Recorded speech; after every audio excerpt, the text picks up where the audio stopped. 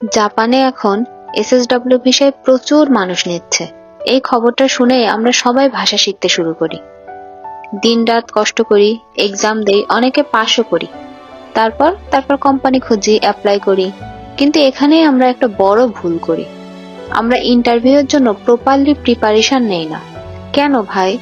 এত কষ্ট করে পড়াশোনা করলেন, পরীক্ষা দিলেন, পাশ করলেন, ইন্টারভিউয়ের প্রিপারেশনটা কেন ভালো করে নেন না?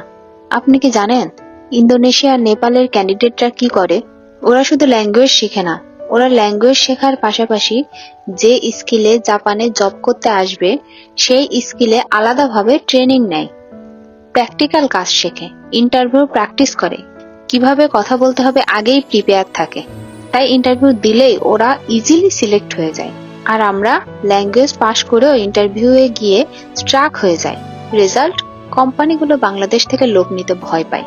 তাই বাংলাদেশে অপরচুনিটি কমে যায়, যার ফলে ভিয়েতনাম থেকে জাপানে এসএসডব্লিউ ভিসায় এসেছে প্রায় 1.5 লাখের উপরে, ইন্দোনেশিয়া থেকে প্রায় লাখের কাছাকাছি, আর বাংলাদেশ থেকে কত আসছে জানেন?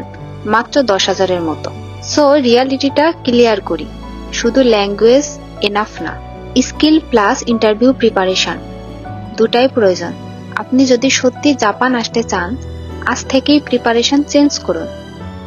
ভাষা শেখার পাশাপাশি যে স্কিলে আপনি জাপানে আসতে চান সেই স্কিল নিয়ে বিভিন্ন ট্রেনিং নিন, সার্টিফিকেট নিন, ইন্টারভিউ প্রিপারেশন নিন।